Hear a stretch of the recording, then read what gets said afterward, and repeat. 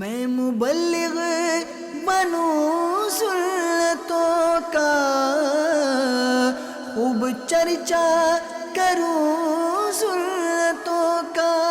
الحمدللہ رب العالمین والصلاة والسلام على خاتم النبیین، اما بعد فاعوذ باللہ من الشیطان الرجیم، بسم اللہ الرحمن الرحیم۔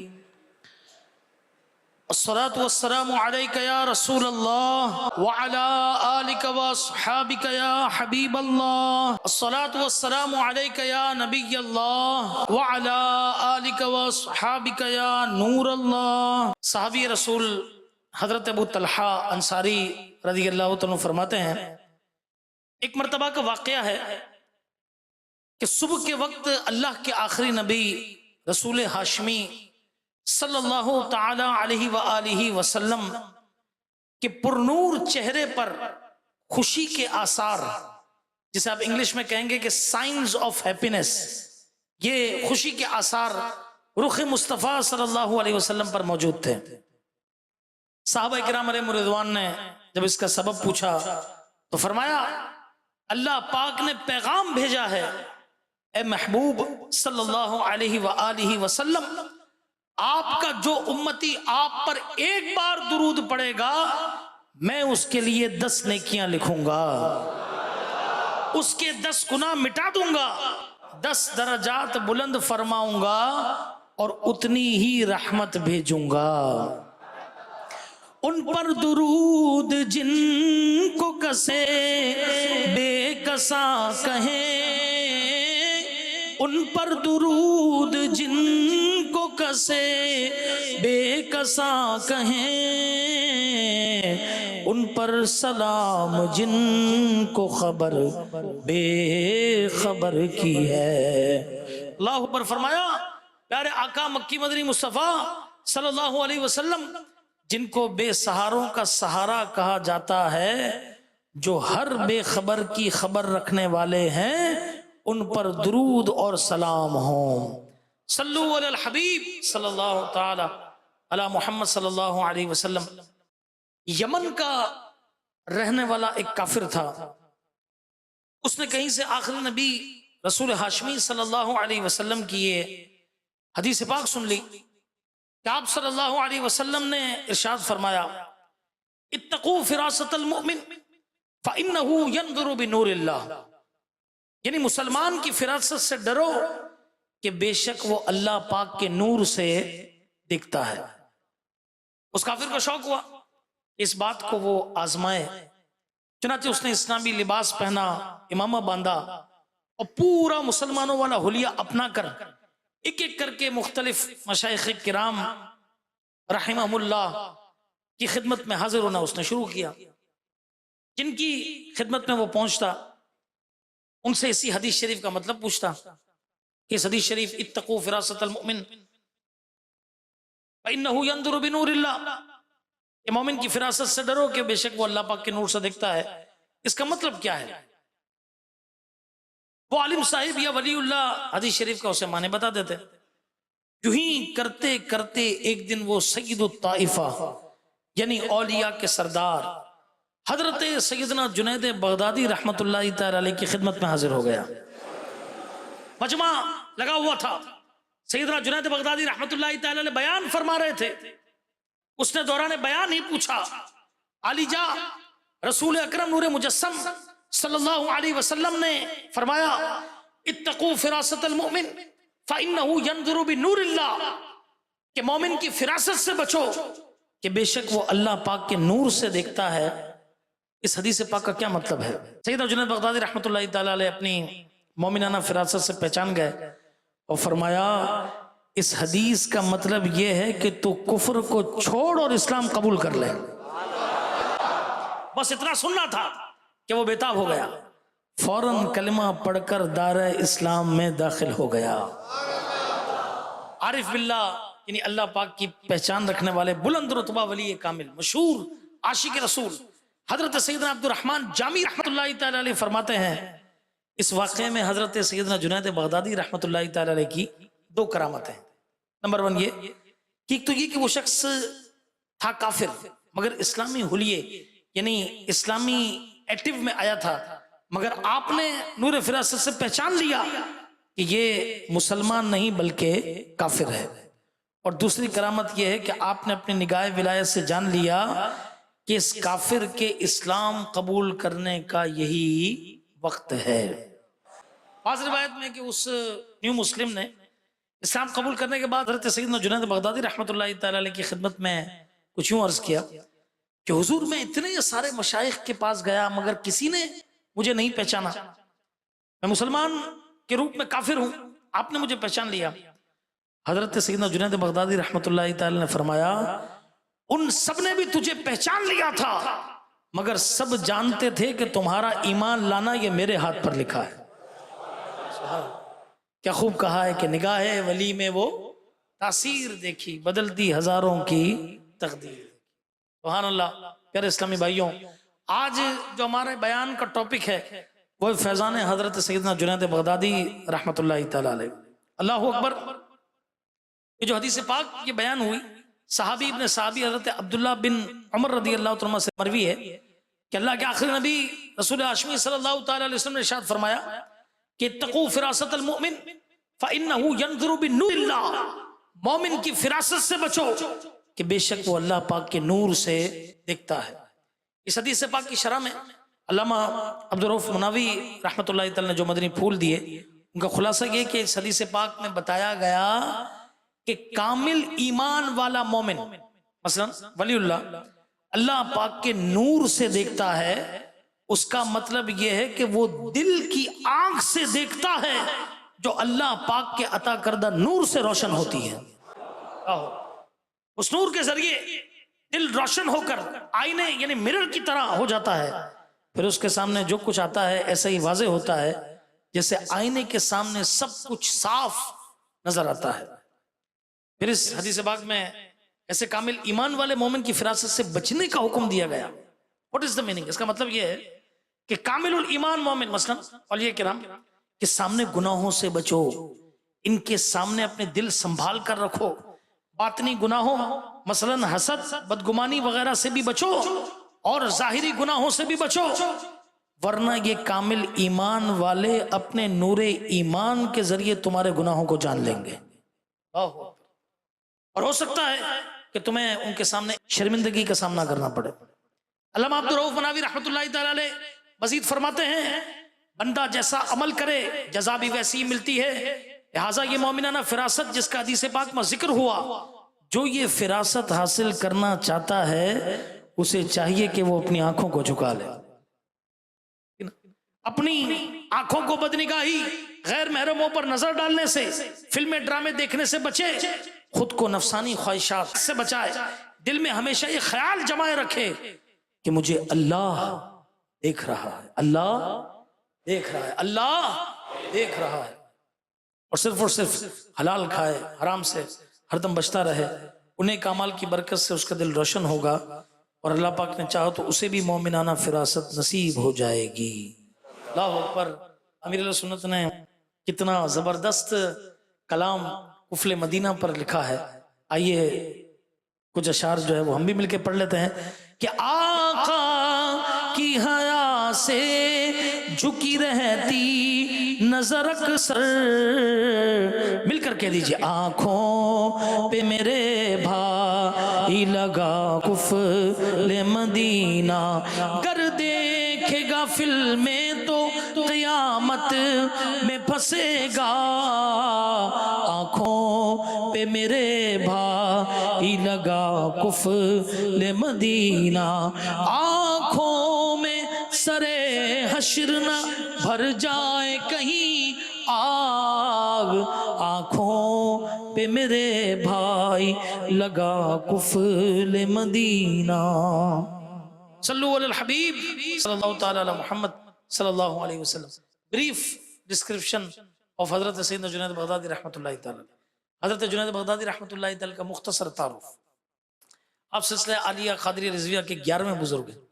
آپ کا نام جنید ہے، کنیت ابو القاسم ہے، سید الطائفہ، لسان القوم، طاؤس العلماء، طاؤس کہتے ہیں پرندے کو، علماء میں سب سے بلند، یہ آپ کے مشہور القابات ہیں۔ حضرت ابو عباس عطار رحمۃ اللہ تعالی فرماتے ہیں، اللہ اللہ کیا فرماتے ہیں، امامنا فی ھذا العلم ومرجعنا المقتدى به الجنید، یعنی علم تصوف میں ہمارے امام اور پیشوا حضرت جنید بغدادی رحمۃ اللہ تعالی علیہ، سبحان اللہ۔ حضرت ابو جعفر حداد رحمۃ اللہ تعالی فرمایا کرتے کہ اگر عقل یہ مرد ہوتی تو حضرت جنید بغدادی رحمۃ اللہ تعالی کی صورت میں ہوتی، اتنے ذہین، اتنے عقل والے۔ حضرت جنید بغدادی رحمۃ اللہ تعالی کا وصال شریف 27 رجب المرجب 297 یا 298 ہجری کو ہوا۔ آپ رحمۃ اللہ شریف میں چنیزیا کے علاقے میں واقع ہے۔ اللہ پاک وہاں کی ہم سب کو حاضری نصیب فرمائے۔ اللہ پاک کی ان پر رحمت اور ان کے صدقے ہماری بے حساب مغفرت و آمین۔ حضرت سیدنا جنید بغدادی رحمۃ اللہ تعالی علیہ یہ مشہور ولی اللہ جن کا شجرے میں بھی ذکر ہوا کہ بہر معروف و سری، حضرت سری سختی رحمۃ اللہ تعالی کے بھانجے بھی ہیں جسے ہم نیفیو کہتے ہیں، اور مرید کامل بھی ہیں۔ آپ کو بچپن یعنی چائلڈہڈ ہی سے اپنے مامو جان حضرت سری سختی رحمۃ اللہ تعالی کی صحبت بابرکت یہ میسر آئی، جس کی برکت سے آپ ابتدا ہی سے نیک پرہیزگار اور عبادت گزار تھے۔ حضرت جنید بغدادی رحمۃ اللہ تعالی کے والد محترم یہ شیشے کی تجارت یعنی ٹریڈنگ کیا کرتے تھے۔ پتہ چلا کہ علماء اولیاء یہ بھی کام کاج بھی کرتے اور یعنی ٹریڈنگ بھی کرتے تھے، ٹھیک، یہ تجارت کیا کرتے تھے شیشے کی۔ ابتدا میں حضرت سیدنا جنید بغدادی رحمۃ اللہ تعالی کا بھی یہی کام تھا۔ ان دنوں آپ کا معمول مبارک تھا کہ جب صبح اپنی دکان پر تشریف لے جاتے تو پردہ گرا کر 400 رکعت نمازیں ادا کیا کرتے ہیں، نفل نماز۔ کتنی نمازیں؟ 400 رکعت۔ سبحان اللہ۔ پیارے اسلامی بھائیوں، غور فرمائیے کہ کیسا نرالا انداز ہے۔ ایک ان کی عادت، ان کا نوافل پڑھنا، ان کا کوششیں کرنا، اور ایک ہمارا حال۔ افسوس کہ ہم ضروریات یعنی نیڈز کے پیچھے پڑھ کر اپنے اصل مقصد، اصل پرپس کو ہم بھول جاتے ہیں۔ ہماری زندگی کا اصل مقصد کیا ہے؟ اللہ پاک کی عبادت کرنا۔ رب کائنات جس نے ہمیں پیدا فرمایا، مٹی سے جیتا جاگتا انسان بنایا، وہ قادر و قیوم رب پارہ نمبر 27 سورہ زاریات کی آیت نمبر 56 میں ارشاد فرماتا ہے، وَمَا خَلَقْتُ الْجِنَّ وَالْإِنسَ إِلَّا لِيَعْبُدُونَ۔ ترجمہ کنز العرفان، اور میں نے جن اور آدمی اسی لیے بنائے کہ میری عبادت کریں۔ کھانا پینا پہننا مال و دولت وغیرہ یہ سب ہماری زندگی کی ضروریات ہیں، عبادت اصل مقصد زندگی ہے۔ اب ہم تھوڑی دیر کے لیے غور کریں کہ ہم زندگی کی ضروریات کو کتنا وقت دیتے ہیں اور مقصد زندگی کو ہم اس کے لیے کتنا وقت نکالتے ہیں۔ ہر ایک سوچے کہ سب کے پاس 24 آورز ہیں، سب کے پاس 24 گھنٹے ہیں، شاید ہماری زندگی کا اکثر حصہ یہ ضروریات کے پیچھے دوڑ دھوپ کرنے کے اندر لگ جاتا ہے۔ مارکیٹ میں نہیں، جلدی نہیں آ سکتے، شام میں نہیں پہنچ نہیں سکتے، مارکیٹ میں جلدی آنا مشکل، نہیں دکانداری، ملازمت، کاروبار کے چکر میں نماز قضا لوگ کر دیتے ہیں، مگر مقصد حیات مثلا نماز کے لیے کاروبار کی قربانی، سیکریفائز کرنا، یہ کم ہی ایسے لوگ ہیں کہ جو دیتے ہیں۔ آج ہماری تجارت، کاروبار، ملازمت، جاب وغیرہ ہمیں اللہ پاک کے ذکر، اس کی یاد اور عبادت سے غافل یعنی ہیڈلیس کر دیتی ہے۔ کاش ایسا نہ ہوا کرے۔ اللہ تبارک و تعالیٰ پارہ نمبر 28 سورۃ المنافقون کی آیت نمبر 9 میں ارشاد فرماتا ہے، یا ایھا الذین آمنوا لا تلہکم اموالکم ولا اولادکم عن ذکر اللہ ومن یفعل ذلک فاولئک هم الخاسرون۔ ترجمہ کنز الایمان، اے ایمان والوں، تمہارے مال نہ تمہاری اولاد کوئی چیز تمہیں اللہ کے ذکر سے غافل نہ کرے، اور جو ایسا کرے تو وہی لوگ نقصان میں۔ تفسیر صراط الجنان میں مفتی قاسم صاحب اس آیت کے تحت لکھتے ہیں، یعنی اے ایمان والوں، منافقوں کی طرح تمہاری مال اور تمہاری اولاد تمہیں اللہ پاک کے ذکر سے غافل نہ کر دے، اور جو ایسا کرے گا کہ دنیا میں مشغول ہو کر دین کو فراموش کر دے گا، مال کی محبت میں اپنے حال کی پرواہ نہ کرے گا، اولاد کی خوشی کے لیے آخرت یعنی لائف آفٹر ڈیتھ کی راحت سے غافل رہے گا کہ بچے ہیں ان کی خوشی کے لیے کرنا پڑتا ہے، کیا کریں، تھوڑا سا نہیں مان رہے، اب ان کا اللہ معاف کر دے گا، بس یہ کر رہے ہیں بچوں کی خوشی کے لیے کر رہے ہیں۔ یاد رکھیے ایسے ہی لوگ نقصان اٹھانے والے ہیں۔ اللہ اکبر، کیسی عبرت کی بات ہے۔ آج لوگ لاکھوں کماتے ہیں پھر بھی پورا نہیں پڑتا، گھر میں لڑائی جھگڑے، دل بے چین، کہیں مہنگائی کا رونا، کہیں ریسٹلیس بے چینی، کہیں پریشانیاں، کہیں آفتیں. یہ ہمارے معاشرے، ہماری سوسائٹی کو ایک عجیب سی بے سکونی کے اندر یوں سمجھے کہ ہم مبتلا ہیں. اس کا آخر سبب کیا ہے؟ روزی میں برکت کیوں نہیں رہی؟ ایک پرابلم، ایک پریشانی سے نکلتے ہیں کہ دوسری پریشانی سامنے کھڑی ہوتی ہے. آخر وجہ کیا ہے؟ قرآن نے بیان فرما دیا کہ وَمَن يَفْعَلْ ذَلِكَ فَأُولَئِكَ هُمُ الْخَاسِرُونَ، اور جو ایسا کرے تو وہی لوگ نقصان میں ہیں.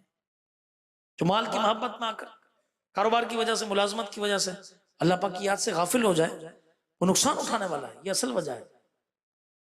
صبح وقت پر اٹھ کر کام پر تو پہنچ جاتے ہیں، مگر افسوس فجر کے لیے آنکھ نہیں کھلتی. کہا کسٹمر کے لالچ میں جماعت چھوٹ جاتی ہے، نمازیں قضا ہو جاتی ہیں، مال کی ہرس میں ہیرا پھیری کی جاتی ہے، ناپ تول میں ڈنڈی ماری جاتی ہے. ایک دن مرنا ہے، یاد رکھیے، ایک دن مرنا ہے. سب کچھ یہیں چھوڑ کر قبر میں اترنا ہے، روز قیامت اٹھنا ہے، بارگاہ الہی میں پیش ہو کر حساب دینا ہے. یہ سب کچھ یاد ہی نہیں رہتا. بس غفلت، لالچ، مال کی محبت، راتوں رات اوور نائٹ امیر ہونے کی خواہش. یہ آج کل نوجوانوں میں یہ بڑا مسئلہ ہے. یہ پلاٹ لیا، صبح اٹھیں تو بس اس کے دام چڑھے ہوئے ہوں. یہ فلانی چیز لی، صبح اٹھیں تو اس کے دام، راتوں رات بس ہم امیر ہو جائیں. بس اگلے دن ہمارے پاس یہ بڑی گاڑی آ جائے، اس کے پاس ہے. یہ اچھے کپڑے ہم پہن لیں، اس کے پاس ہے. یہ گھڑی پہن لیں، یہ بھی اس کے پاس ہے. ایسا گھر ہمارا ہو جائے. بس یہ چیزیں کہ راتوں رات امیر بننے کی خواہش، اور اسی خواہش کے اندر زندگی جو ہے یہ بسر ہو جاتی ہے. آپ نے سنا ہے نا کہ صبح ہوتی ہے، شام ہوتی ہے، عمر یوں ہی تمام ہوتی ہے. اصل وجہ ہے اس لیے روزی میں برکتیں نہیں ہو رہی، اسی لیے پریشانیاں آ رہی ہیں، آفتیں، مصیبتیں، یہ پیچھا نہیں چھوڑتی. کاش ہمیں ولی کامل حضرت سیدنا جنید بغدادی رحمت اللہ تعالی کا صدقہ نصیب ہو جائے. آپ دکان پر جا کر دکان کھول کر پردہ گرا دیتے ہیں، 400 نوافل ادا کرتے ہیں. چلو ہم 400 نوافل پڑھنے کی ہمت نہیں رکھتے، کم از کم ہماری فرض نماز ہی قضا نہ ہو، ہماری جماعت نہ چھوٹے. پھر اللہ پاک اگر توفیق دے تو دکان پر جا کر ہم بھی 2 رکعت نفل ادا کر لیں. کیا پتہ، ہو سکتا ہے اللہ اسی میں برکت عطا فرما دے. صبح جائیں تو ہم بھی اشراق اور چاش پڑھ کر بازار جائیں، ٹھیک ہے، دکان پر بیٹھیں، کام کاج کریں. موقع ملے تو ذکر اللہ کریں گے نا. بازار میں ذکر کرنے والے کو بھی اللہ تبارک و تعالی قیامت کے دن نور کی بشارت اس کے لیے. اگر ایسا کریں گے انشاءاللہ الکریم مال و دولت کی حرص سے بھی بچ پائیں گے، دنیا بھی سنور جائے گی اور روزی میں بھی برکت ہوگی، اور اللہ پاک نے چاہا تو آخرت بھی سنور جائے گی. آئیے ہم بھی کیوں نہ اللہ سے اس کی محبت کی دعا کریں. مل کر کہیے محبت میں اپنی گما یا الہی، نہ پاؤں میں اپنا پتا یا الہی، رہوں بس تو بے خود میں تیری ولا میں، پلا جام ایسا پلا یا الہی، پلا جام ایسا پلا یا الہی. توبوا الی اللہ، صلو علی الحبیب صلی اللہ تعالی علی محمد صلی اللہ علیہ وسلم. دکان پر جا کر 400 رکعت نوافل ادا کرتے آپ کا معمول تھا. آپ نے دکان چھوڑ دی، دکان آپ نے چھوڑ دی اور اپنے پیر کامل حضرت سیدنا سری سختی رحمت اللہ علیہ کی بارگاہ میں حاضر ہو گئے. آپ نے کوٹھری، کوٹیج کو اپنا مستقل ٹھکانہ بنایا اور دل کی پاسبانی شروع کر دی. حالت مراقبہ میں آپ کی کیفیت ایسی ہوتی کہ نیچے بچھایا ہوا مصلی بھی نکال دیتے تاکہ آپ کے دل میں اللہ اور رسول کے سوا کسی بھی چیز کا خیال نہ گزرے. اسی خلوت، تنہائی، اسی لونلینس کے اندر آپ نے 40 سال گزار دیا. 30 سال تک آپ کا یہ معمول تھا عشاء کی نماز کے بعد کھڑے ہو کر صبح تک اللہ اللہ کہتے رہتے. اسی وضو سے نماز فجر ادا فرماتے. آپ خود فرماتے ہیں 20 سال تک تکبیر اولیٰ مجھ سے فوت نہ ہوئی، اور نماز میں اگر دنیا کا خیال آ جاتا تو دوبارہ جو ہے وہ نماز ادا کرتے. عاشقان اولیاء سنا آپ نے کہ سیدنا جنید بغدادی رحمت اللہ تعالی علیہ پابندی کے ساتھ تکبیر اولیٰ کے ساتھ نماز بھی پڑھ رہے ہیں اور با جماعت نماز ادا کر رہے ہیں. اللہ اکبر، قربان جائیے. شیخ طریقت، امیر اہل سنت، بانی دعوت اسلامی حضرت علامہ مولانا محمد الیاس عطار قادری رضوی ضیائی دامت برکاتہ العالیہ کی ذات پر کہ آپ نے اس پرفتن دور کے اندر ایک آسان نیکیوں کا نسخہ یہ 72 نیک اعمال کی صورت کے اندر آپ نے عطا فرما دیا. اللہ اکبر. ان میں ایک نیک عمل یہ بھی ہے. نیک عمل نمبر 2 کیا ہے کہ کیا آج آپ نے 5 نمازیں یہ جماعت سے ادا کی، کاش پہلی صف میں تکبیر اولا کبھی نہ چھوٹے۔ عاشقان رسول نیک اعمال اپنانے سے جہاں اور بہت سارے فضائل ہوتے ہیں، وہیں نماز با جماعت کی سعادت بھی نصیب ہوتی ہے، تکبیر اولا کی برکتیں ملتی ہیں، ذکر و عبادت کی فکر نصیب ہوتی ہے، مسجد میں حاضری کے ساتھ ساتھ سنت قبلیہ کی سعادت بھی ملتی ہے۔ بس دعا ہے کہ اللہ کرے ہم پانچوں نمازیں با جماعت ادا کریں۔ آئیے اس دعا کے اندر ہم بھی شامل ہو جاتے ہیں۔ میں پانچوں نمازیں پڑھوں با جماعت، میں پانچوں نمازیں پڑھوں با جماعت، میں پانچوں نمازیں پڑھوں با جماعت، وہ توفیق ایسی عطا یا الہی، وہ توفیق ایسی عطا یا الہی، میں پڑھتا رہوں سنتیں وقت ہی پر، وہ سارے نوافل ادا یا الہی، آمین۔ صحابی رسول حضرت سیدنا انس رضی اللہ عنہ سے روایت ہے کہ نبی اکرم نور مجسم صلی اللہ علیہ وسلم نے فرمایا، جو اللہ پاک کی رضا کے لیے 40 دن با جماعت تکبیر اولا کے ساتھ نماز پڑھے گا، اس کے لیے 2 آزادیاں لکھی جائیں گی، ایک جہنم سے، دوسری نفاق سے۔ نفاق کہتے ہیں منافقت کو، ٹھیک ہے؟ فرمایا 2 آزادیاں لکھی جائیں گی۔ کتنے دن نماز با جماعت پڑھنے والے کو؟ 40 دن تکبیر اولا کے ساتھ وہ نماز پڑھے۔ تذکرۃ الاولیاء میں سیدنا جنید بغدادی رحمۃ اللہ علیہ کی کیا شان، سبحان اللہ۔ فرمایا آپ صائم الدہر تھے، روزانہ روزہ رکھتے، سارا سال نفلی روزہ رکھتے تھے، علاوہ وہ 5 روزے جو، البتہ کوئی مہمان آ جاتا تو روزہ نہ رکھتے، اور فرماتے مسلمان بھائیوں کی موافقت بھی روزے سے کم نہیں ہے، سبحان اللہ۔ یعنی مہمان کی مہمان نوازی، یعنی اس کو آپ کہہ لیں ہاسپٹیلٹی، یہ اس کے لیے روزہ چھوڑ کر میں اس کے ساتھ کھانا کھاؤں گا، اس سے مہمان کا دل خوش ہوگا، اور مہمان کا دل خوش کرنا بھی بڑی عبادت ہے، سبحان اللہ۔ روزہ رکھنے سے جو ہے نا وہ یہ صحت ملتی ہے۔ وہ نبی کریم صلی اللہ تعالی علیہ وسلم نے فرمایا صوموا تصحوا، روزہ رکھو کیا ہو جاؤ گے؟ صحت مند ہو جاؤ گے۔ ایک نبی علیہ السلام کی طرف وحی کی گئی، اپنی قوم کو بتا دیجئے بے شک جو بندہ میری رضا کے لیے 1 دن کا روزہ رکھتا ہے، میں اس کے جسم کو صحت یعنی ہیلتھ دیتا ہوں اور اس کا اجر بڑھا دیتا ہوں، سبحان اللہ۔ کیسی زبردست یہ باتیں ہیں، اللہ تبارک و تعالی نصیب کرے۔ ایک عمل، ایک اور واقعہ سناتا ہوں۔ حضرت عبداللہ بن اسد یافعی رحمۃ اللہ علیہ لکھتے ہیں کہ ایک بار حضرت جنید بغدادی رحمۃ اللہ تعالی علیہ یہ مسجد شنیزیہ میں بیٹھے تھے، آپ نے وہاں ایک فقیر کو دیکھا کہ جس کے چہرے پر عبادت کے آثار نمایاں تھے، وہ لوگوں سے سوال کر رہا تھا۔ حضرت کے دل میں یہ آیا کہ اگر یہ کوئی کام کر لیتا اور سوال نہ کرتا تو اس آفت سے بچ جاتا تو یہ بہتر تھا۔ اسی رات آپ پر رات کے نوافل وظائف یہ بڑے بھاری ہو گئے، دشوار ہو گئے، کسی کام میں آپ کا دل نہیں لگ رہا تھا، یوں ہی آپ جاگتے رہے، بالآخر نیند غالب آئے، سو گئے۔ خواب میں دیکھا کہ اسی فقیر کو لایا گیا ہے اور ایک دسترخوان پر لٹا کر کہا گیا کہ اس کا گوشت کھاؤ، تم نے اس کی غیبت کی ہے۔ آپ نے کہا کہ میں نے اس کی غیبت نہیں کی، ہاں میں نے تو دل میں ایسا سوچا۔ جواب ملا کہ اے جنید، تم ان لوگوں میں سے نہیں کہ جن سے ہم اتنی سی کوتاہی بھی گوارا کریں، جاؤ اس بندے سے معافی مانگو۔ صبح کو آپ اس فقیر کی تلاش میں نکلے، وہ دریا کے کنارے پر تھا، آپ نے اسے سلام کیا، وہ فقیر بھی کوئی بلند رتبہ تھا، اس نے دیکھتے ہی کہا کہ جنید پھر ایسا کرو گے؟ اللہ ہو۔ آپ نے کہا نہیں۔ اس پر فقیر بولا جاؤ اللہ تمہیں اور مجھے دونوں کو معاف فرمائے۔ سوچنے کی بات ہے پیارے اسلام سے، کسی کے بارے میں نیگیٹو سوچ جو ہے نا یہ بالکل نہیں رکھنی چاہیے۔ قرآن پاک میں نا پارہ نمبر 19 سورۃ الشعراء آیت نمبر 89، ترجمہ کنز ایمان، مگر وہ جو اللہ کے حضور حاضر ہوا سلامت دل لے کر، اللہ اکبر، یعنی صاف دل لے کر، ٹھیک ہے نا۔ حضرت عبداللہ ابن عمر رضی اللہ عنہ فرماتے ہیں کہ نبی کریم علیہ السلام سے عرض کیا گیا کہ لوگوں میں افضل کون ہے؟ فرمایا ہر مخموم القلب، سچی زبان والا۔ صحابہ کرام علیہ رضوان نے عرض کیا سچی زبان والے کو تو ہم جانتے ہیں، یہ مخموم القلب سے کیا مراد ہے؟ خاص ہے مخموم القلب، فرمایا وہ ایسا ستھرا ہے جس پر نہ گناہ ہو، نہ بغاوت، نہ کینہ اور نہ حسد، ساری چیزیں جو ہے وہ دل کے اندر سے جو ہے یہ مٹی ہوئی ہو۔ آئیے ہم بھی دعا کر لیتے ہیں، میرے دل سے دنیا کی چاہت مٹا کر کر الفت میں اپنی فنا یا الہی، عبادت میں گزرے میری زندگانی، عبادت میں گزرے میری زندگانی، مل کر کہہ دو کرم ہو کرم یا خدا یا الہی، کرم ہو کرم یا خدا یا الہی۔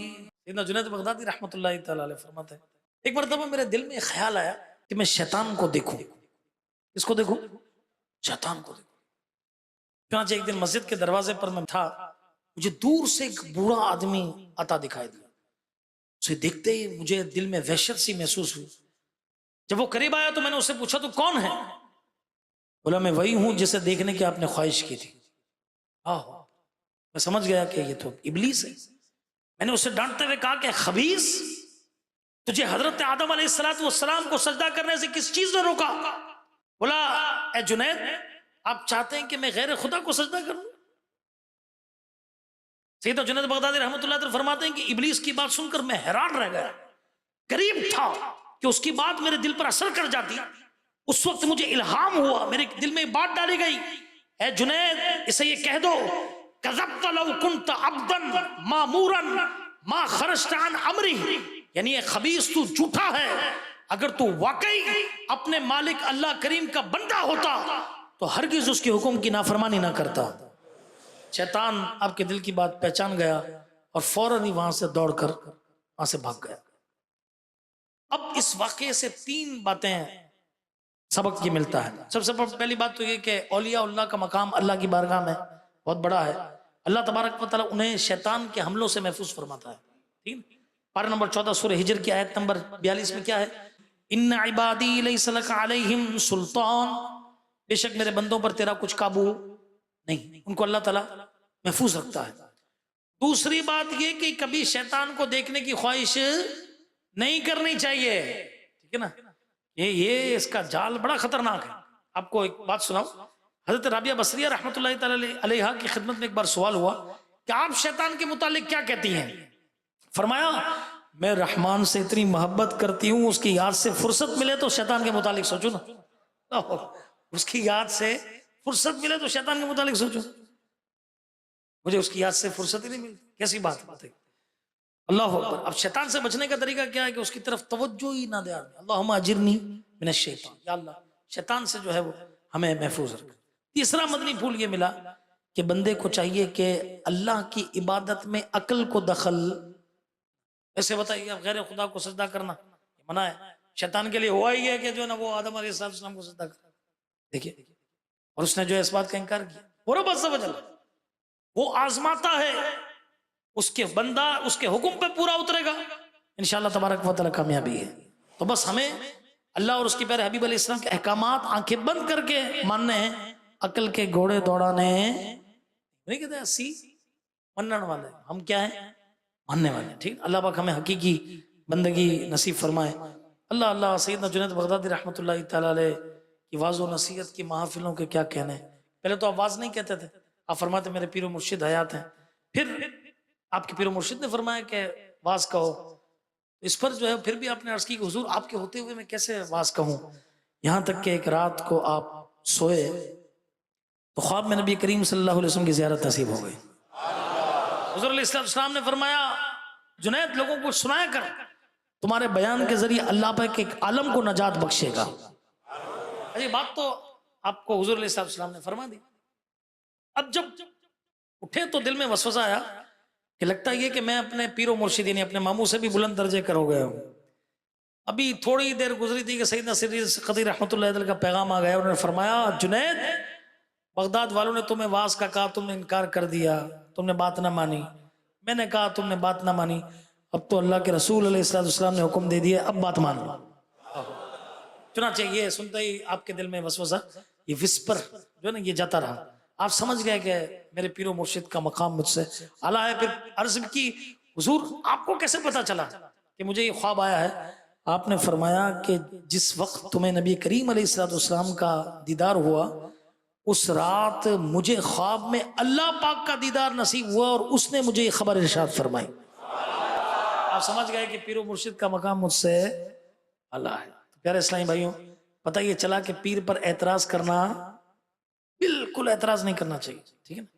انشاءاللہ تبارک و تعالی اگر ان کی صحبت میں بس بیٹھے رہیں گے، ان کے کہے کے مطابق چلتے رہیں گے، انشاءاللہ دنیا اور آخرت جو ہے اس کی برکتیں انشاءاللہ تبارک و تعالی ملیں گی. حضرت جنید بغدادی رحمۃ اللہ تعالی کا ایک مرید تھا، اور ہوتا یہ تھا کہ رات کو جب وہ سوتا تو اسے لگتا کہ بے فرشتے اسے لینے کے لیے آئے ہیں اور اسے لے جا رہے ہیں، اور ہر چیز بڑی حسین ہے اور وہاں سے حسن ٹپکتا ہے اور نفیس کھانوں کے ساتھ وہ بیٹھ رہے ہیں، سب کر رہے ہیں. صبح تک وہ مزے لیتا رہتا اور جب صبح ہوتی تو اپنے حجرے میں پاتا. اس طرح کئی روز یہ سلسلہ جاری رہا. لوگوں نے اس کی خبر حضرت جنید بغدادی رحمۃ اللہ تعالی کو دی، تو آپ اپنے اس مرید کے پاس گئے، دیکھا تو تکبر کے اندر بیٹھا ہے. آپ نے اس کی کیفیت پوچھی تو اس نے سارا بتایا کہ میں تو روزانہ رات کو جنت کے محلات کی سیر کرتا ہوں، وہاں کے کھانے کھاتا ہوں. فرمایا اچھا، آج جب وہاں جاؤ تو ذرا 3 مرتبہ لا حول ولا قوت الا باللہ العلی العظیم پڑھ لینا. اس نے کہا بہت اچھا. چنانچہ جیسے ہی پہنچا تو وہ آپ کا ارشاد یاد آ گیا. اس نے 3 بار جیسے ہی لا حول پڑھا، اللہ اکبر، فوراً یوں سمجھے کہ جتنے وہ لوگ تھے جنہیں وہ فرشتہ سمجھ رہا تھا وہ بھاگ گئے. کیا دیکھتا ہے کہ جنت آنے واحد میں اس کی آنکھوں سے غائب ہو گئی، اور وہ نجاست اور کوڑا کرکٹ والی جگہ پر بیٹھا ہوا ہے اور اس کے چاروں طرف مردار ہڈیاں ہیں. اسی وقت اس نے جان لیا کہ یہ کیا تھا، ایک شیطانی جال تھا. ٹھیک ہے نا. اس جال میں وہ گرفتار تھا. فوراً توبہ کی اور اپنے پیر و مرشد حضرت سیدنا جنید بغدادی رحمۃ اللہ تعالی علیہ کی خدمت میں حاضر ہو گیا. اللہ پاک ہمیں بھی پیر کامل کی بے ادبی سے محفوظ فرمائے. آئیے یہ دعا کر لیتے ہیں کہ محفوظ صدا رکھنا شہاب ادبوں سے، اور مجھ سے بھی سرزد نہ کبھی بے ادبی ہو. سیدنا جنید بغدادی رحمۃ اللہ تعالی کی نصیحتیں. آپ نے ایک درویش کے پاس آپ گئے جو بیماری کے سبب رو رہے تھے. سیدنا جنید بغدادی رحمۃ اللہ تعالی نے اسے فرمایا کس کی عطا کردہ اذیت پر رو رہے ہو؟